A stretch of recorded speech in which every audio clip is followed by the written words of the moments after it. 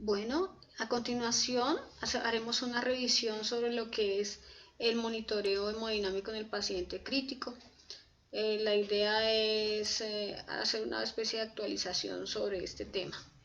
Entonces definamos qué es la hemodinamia. Entonces decimos que el estado hemodinámico se define como la circulación de la sangre a través de las arterias y a través de las venas, que son los encargados de transportar oxígeno y nutrientes, y que el corazoncito va a ser la bomba que nos lo impulsa para que dichos nutrientes y oxígenos lleguen a hacer su labor a nivel de las diferentes partes del cuerpo, y que cada órgano o sistema funcione como tal.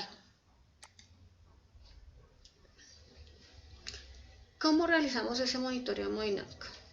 Nosotros sabemos que en la actualidad utilizamos dispositivos tecnológicos para medir las variables fisiológicas que reflejan el estado y el comportamiento del sistema cardiovascular. Como pueden ver acá en el monitor, tenemos la monitorización de un paciente, donde utilizamos tanto medios no invasivos como medios invasivos. Entonces tenemos la curva de la línea arterial y tenemos la curva de la presión capilar pulmonar. Para esto, pues obviamente se utilizan algunos dispositivos que entrarían en este caso a la arteria, y en este caso entraría ya, en el caso del Swan-Ganz, directamente a los capilares pulmonares. Por lo tanto, son bastante invasivos. Entonces esto genera siempre, al colocar un sensor, van a generar unos impulsos fisiológicos que en el monitor, como pueden ver, se expresan en curvas y en valores numéricos. ¿Qué es la inestabilidad hemodinámica? Se define como la presencia de uno o varios de los siguientes signos y síntomas: hipotensión, oliguria, empeoramiento del estado mental, frialdad acrea, mala perfusión, llenado capilar mayor a 3 segundos, o incremento de la concentración plasmática del lactato, ya que este es un indicador de que los tejidos no están recibiendo suficiente oxígeno y están haciendo un metabolismo anaeróbico. Las variables hemodinámicas que vamos a analizar son las siguientes: gasto cardíaco, frecuencia cardíaca, precarga, contractilidad, volumen sistólico y poscarga. Hablemos de la precarga.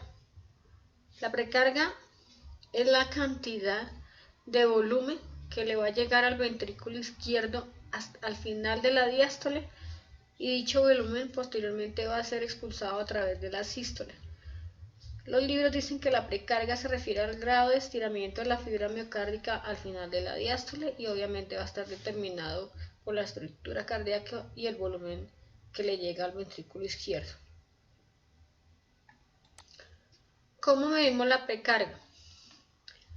Si estamos hablando del ventrículo derecho, la mediremos a través de la presión venosa central. Como pueden ver, el paciente tiene un catéter central que va directamente a la aurícula, y ahí hacemos la medición. Importante recordar el punto flebostático, que está ubicado en línea axilar media, cuarto espacio intercostal, y es la referencia para medir todas las variables hemodinámicas del paciente.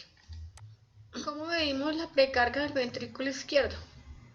Lo medimos a través del catéter de Swan-Ganz. Recordemos, el catéter de Swan-Ganz, su extremo llega hasta la parte de los capilares pulmonares. O sea, al final, posteriormente que llega a la arteria pulmonar, avanza un poco más hasta la parte de encuñamiento, y indirectamente me va a dar unos valores, o directamente, digámoslo así, porque no hay ningún tipo de válvulas, unos valores aproximados de la presión que existe en la aurícula izquierda, y de esta manera medimos la precarga del ventrículo izquierdo. Los valores que manejamos tanto en la presión venosa central como en la presión capilar pulmonar son menores de 12. Dichos valores en este momento no son muy utilizados, ya que pueden ser influidos por la estructura, por la anatomía o patologías cardíacas. Estos valores, por ejemplo, la de la PVC, sería más para personas sanas que tienen su corazón sin ningún tipo de alteración anatómica. En pacientes cardiovasculares o con infartos o insuficiencia realmente no se recomienda tenerlos como parámetros para hacer cambios en la volemia del paciente. Observemos un poco más el catéter de Swan-Ganz. Aquí está la parte azul que nos permite también medir la vía proximal, que nos permite medir también la presión venosa central. Por esta tiene una vía de medicamentos donde podemos colocar la inotropía. Pero lo importante acá es que limitemos qué vía vamos a usar para utilizar los medicamentos especiales, hablando de inotropía, relajantes o cualquier medicamento que va a tener un efecto sobre el sistema cardiovascular.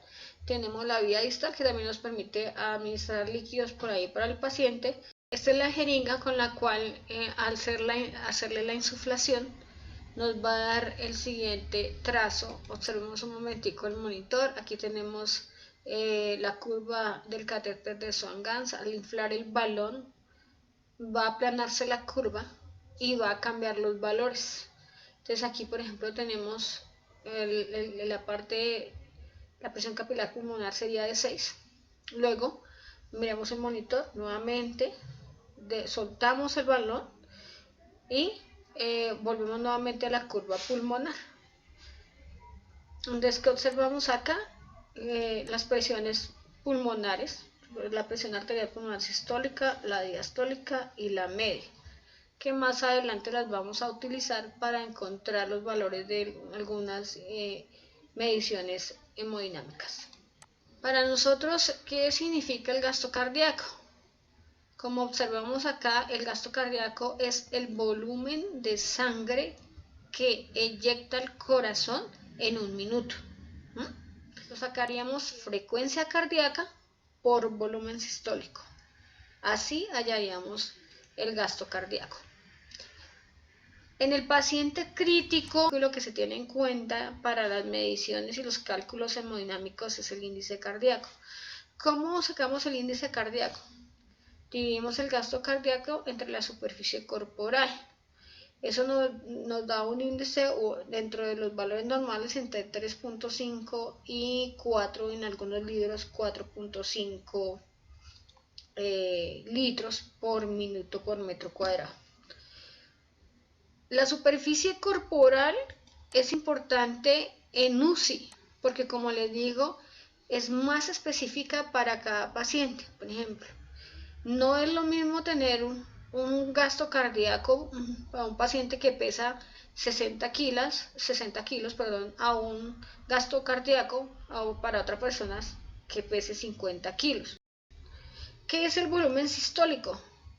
El volumen sistólico lo definimos como la cantidad de sangre que inyecta el ventrículo en términos generales en cada contracción. Entonces, los valores de referencia que tenemos es que en cada contracción el corazón eyecta de 60 a 100 mililitros por cada latido. El índice de volumen sistólico lo sacamos dividiendo el índice cardíaco entre la frecuencia cardíaca multiplicado por 1000.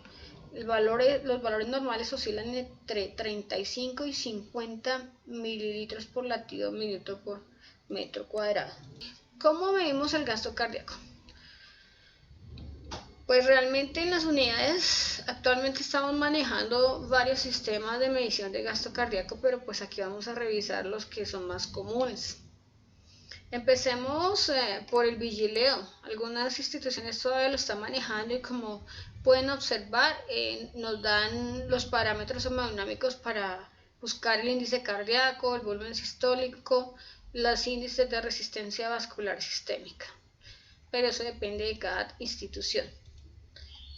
El otro, el vigileo, el IB1000, que como pueden ver es un monitor bastante avanzado que no necesita de que el profesional de enfermería lo esté calibrando, porque en el momento que se le coloca al paciente para iniciar su monitorización se calibra y él mismo hace su autocalibraje.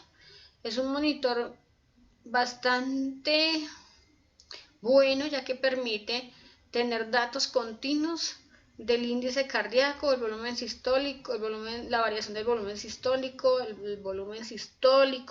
el índice cardíaco.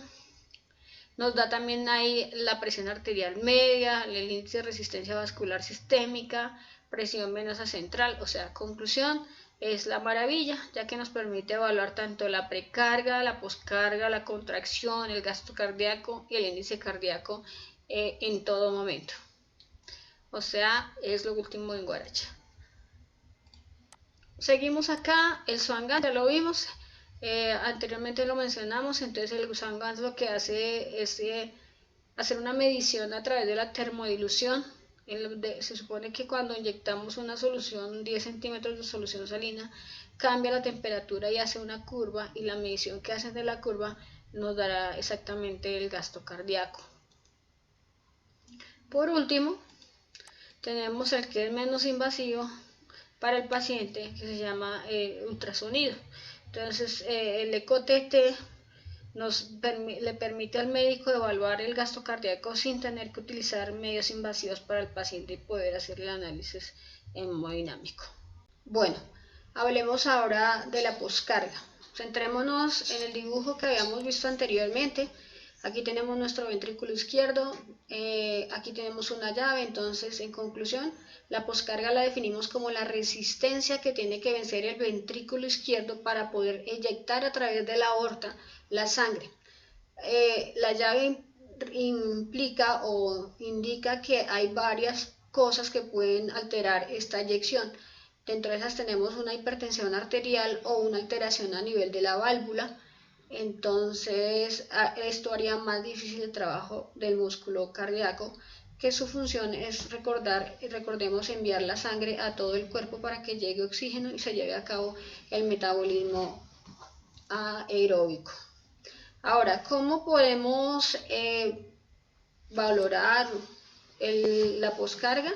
Igual podemos valorarla a nivel del ventrículo izquierdo y a nivel del ventrículo derecho.